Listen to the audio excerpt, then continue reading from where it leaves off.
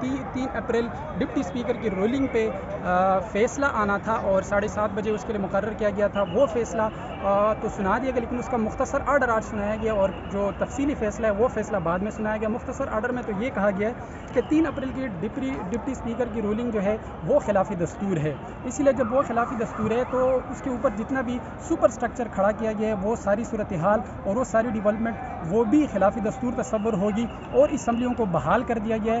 ساتھ ہی انہوں نے عدالت نے یہ بھی کہا ہے پارلیمنٹ کو کہ وہ جلد از جلد عدم تحریک کی جو کارروائی ہے وہ نمٹائے کیونکہ ملک ایک کرائسس جو گزر رہا ہے اور وہی ایک کرائسس سے نکل سکے. یہ تو اس مختصر حکم نامے کا لب لباب تھا, اس کا جسٹ تھا. اب آتے ہیں پچھلے 5 دن کے اندر وکلاء نے کیسے دلائل دیے, دونوں پارٹیز کے کونسلز نے کیا کیا پوائنٹ ریز کیے اور پھر ججز کے کیا مختصر سوالات تھے اور کیسے وہ اس کنکلوژن تک پہنچے. اچھا, اس کے ساتھ یہ بھی آپ کو بتاتا چلوں کہ آج الیکشن کمیشن کے سیکرٹری کو بھی انہوں نے یہاں طلب کیا تھا اور ان سے بھی انہوں نے ڈائس پہ بلا کر چیف جسٹس صاحب نے پہلا سوال یہ ان سے پوچھا کہ بتائیں چیف الیکشن کمیشن کیا آمدہ الیکشن کے لیے تیار ہے. تو چیف الیکشن کمشنر نے کہا کہ ہم تیار تو ہے, ہم ہر وقت تیار رہتے, لیکن ہمیں ڈی لمیٹیشن کرنی ہے throughout the country and for that delimitation we need 4 months کہ ہمیں 4 مہینے کا وقت ضرورت ہے اور ان 4 مہینوں کے بعد پھر ظاہر سی بات ہے کیئر ٹیکر گورنمنٹ آئے گی اور وہ کیئر ٹیکر گورنمنٹ اگر 4 مہینے کے بعد آتی ہے تو that will also take 90 days. تو کل ملا کر 4 ماہ اور 3 ماہ یہ 7 مہینے ہو گئے. تو گویا کہ ٹیکنیکل انہوں نے بھی کہا کہ ہم اگر آئیڈیل الیکشن کروانا چاہ رہے اور کوئی حقیقت پسند الیکشن ہو تو ان کے لیے بھی ہمارے پاس اب بھی 7 مہینے لگیں گے. اب آتے ہیں کونسلز جو پارٹیز کے کونسل تھے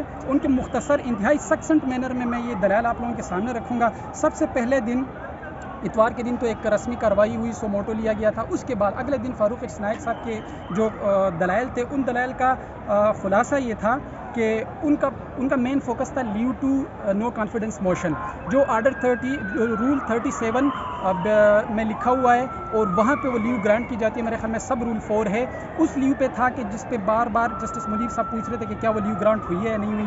دوسرا ان کا آرگومنٹ آرڈر جو رول 37 پہ ہی تھا اور تیسرا ان کا رول 28 پہ تھا جس کے اندر اسپیکر کو ڈیفائن کیا گیا ہے. تو وہ منیر صاحب ان سے پوچھتے تھے بار بار کہ کیا ڈپٹی اسپیکر بھی فال کرتا ہے with in the definition of speaker. تو اس پہ ان کا کہنا یہ تھا کہ جی ہاں فال کرتے ہیں. بعد میں مختوم علی خان صاحب نے جب اپنے آرگومنٹس کیے تھے تو اس ٹائم انہوں نے یہ چیز واضح کی تھی کہ ہم جب ڈیفینیشن کلاس میں جاتے ہیں رولز کے تو اس کے سب رول 2 کے اندر ڈیفینیشن جو ذکر ہے اسپیکر کا اس میں کلیئر لکھا ہوا ہے کہ اسپیکر آلسو مینز اور انکلوڈس ڈپٹی اسپیکر.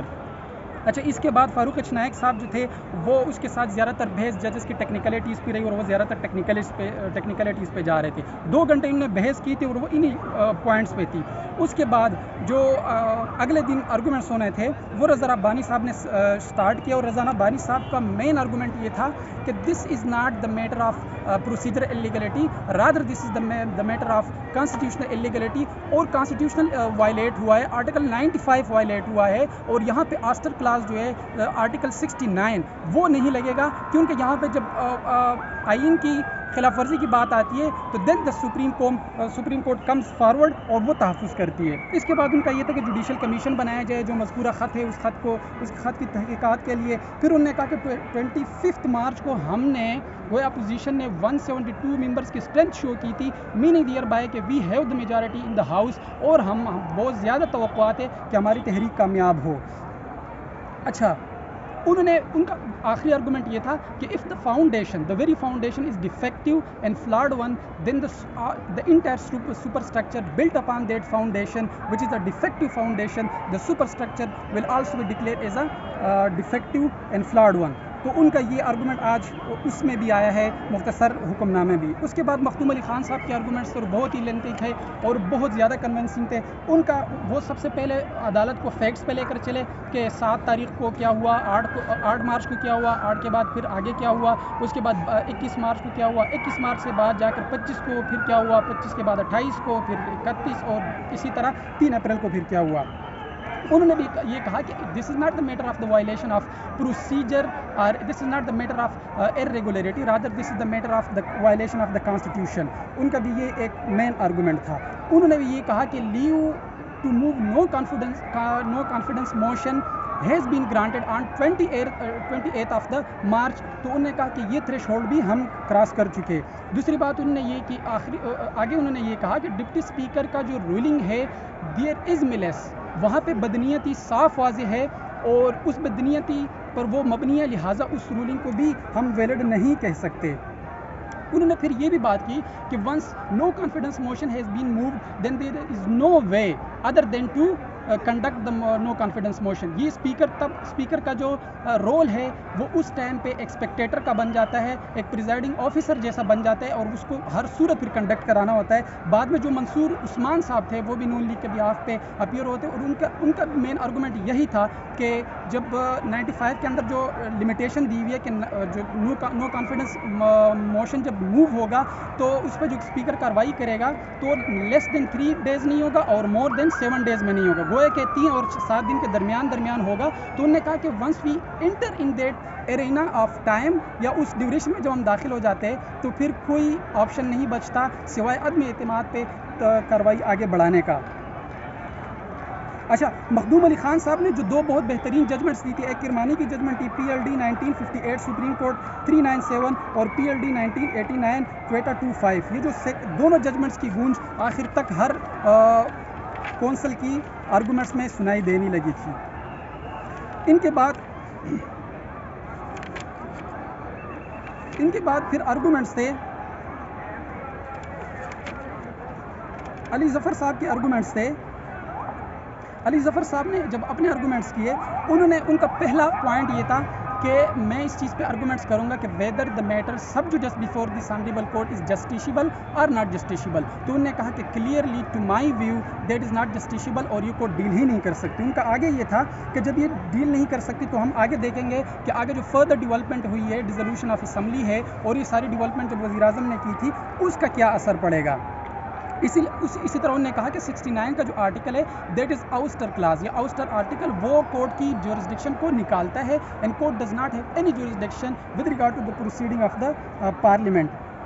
پھر انہوں نے دستوری تعبیر یعنی کانسٹیٹیوشنل انٹرپریٹیشن کے 6 بہت ہی اہم اصول ذکر کیے تھے، جن میں 2-3 انہوں نے وہاں پہ یہ کہا کہ ایک جو ہمارے پاس ہے وہ اسٹرکچرل موڈیولٹی ہے جس کے اندر یا جس کے تحت کورٹ جاتی ہے ہسٹری میں کہ ہسٹری میں کیا ہوا پیچھے. ساتھ یہ جاتی ہے کہ what was the intent behind the legislation of certain provision. انہوں نے پھر یہ کہا کہ پارلیمنٹری سب جوڈیش رول اور پارلیمنٹری پریویلیج، یہ 2 رولز ہے، یہ دو اصول ہے. پارلیمنٹری پریویلیج کے تحت کورٹ کبھی بھی پارلیمنٹ کے پریویلیج کے اندر مداخلت نہیں کرتی اور پارلیمنٹری سب جوڈیش رول کے اندر پارلیمنٹ کبھی بھی کسی ایسے میٹر کے اندر مداخلت نہیں کرتی جو کورٹ کے سامنے زیر سماعت ہو. پھر اس کے بعد انہوں نے کہا کہ لیکس پارلیمنٹری کا اصول بھی ہے. لیکس پارلیمنٹری کا اصول یہ ہے کہ parliament has its own law and he is the جج آف ہز اون، کہ وہ خود کا جج ہے، وہاں کا پروسیجر بھی لا ہوتا ہے. اگر کوئی کہتا ہے کہ یہ پروسیجرل جو مسئلہ ہے یا جو پروسیجرل ہے تو اس پروسیجر کو بھی ہم لا مانتے ہیں، انہوں نے یہ کہا تھا.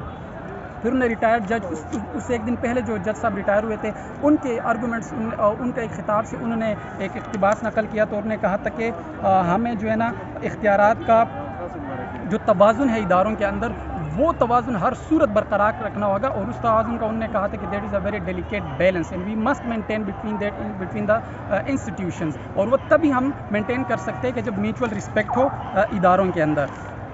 یہ ان کے مین آرگومنٹس تھے. بابر اعوان صاحب کا سارا جو آرگومنٹس تھا وہ اس چیز پہ تھا کہ our constitution is different than other constitutions اور ہم we can not equate our constitution with other constitutions. یہ ان کا ایک مین آرگومنٹ تھا.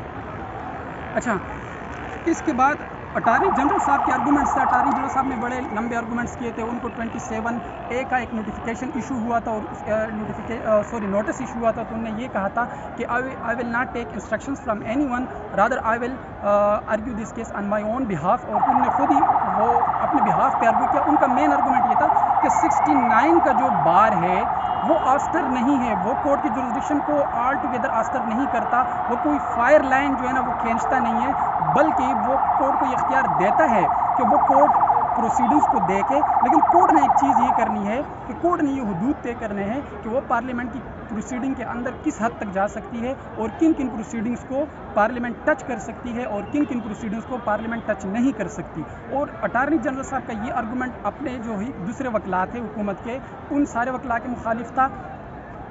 اس کے بعد نعیم بخاری صاحب پہ مین سوال جسٹس جمال منتخیل صاحب نے یہ کیا تھا کہ جو ڈپٹی اسپیکر نے رولنگ دی ہے اس رولنگ پہ آخر میں جو نام پڑھا گیا تھا وہ نام بھی اسپیکر کا پڑھا گیا تھا کہ جو اسپیکر ہمارے قومی اسمبلی کے. اور اسی طرح رولنگ جو ہمارے سامنے اس ٹائم اس کی کاپی پڑی ہے اس پہ بھی اسپیکر کے سائن ہیں. تو مجھے یہ بتایا کہ یہ میلس نہیں ہے تو کیا ہے اور یہ کیا پری پلان نہیں تھا تو پھر کیا تھا اور اسپیکر صاحب خود کہاں تھے جب اس نے سائن کر دیا تو پھر خود کہاں تھے. یہ ساری چیزیں ان میں سامنے آئیں. یہ ان کے مین آرگومنٹس تھے اور آج ہی یہ کیس ختم ہو گیا.